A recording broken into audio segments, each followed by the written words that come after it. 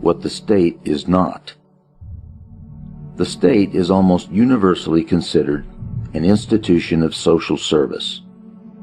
Some theorists venerate the state as the apotheosis of society.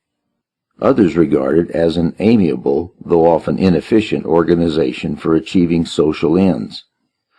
But almost all regard it as a necessary means for achieving the goals of mankind, a means to be ranged against the private sector and often winning in this competition of resources.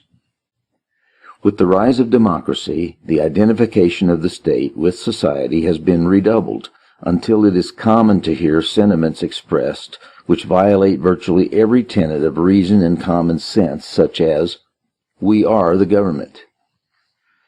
The useful collective term "we" has enabled an ideological camouflage to be thrown over the reality of political life.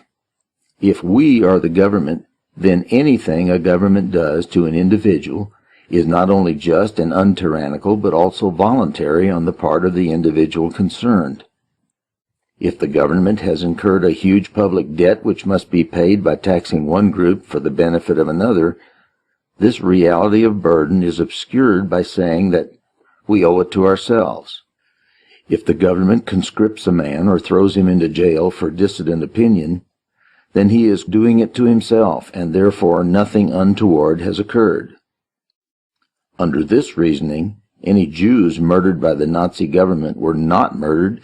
Instead, they must have committed suicide, since they were the government, which was democratically chosen, and therefore anything the government did to them was voluntary on their part.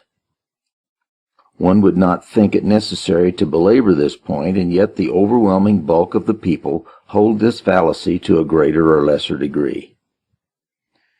We must therefore emphasize that we are not the government, and the government is not us. The government does not, in any accurate sense, represent the majority of the people.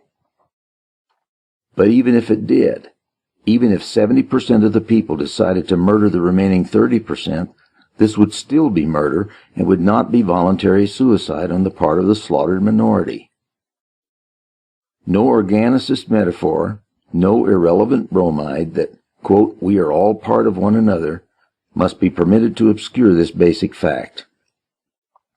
If then the state is not us, if it is not the human family getting together to decide mutual problems, if it is not a lodge meeting or country club, what is it?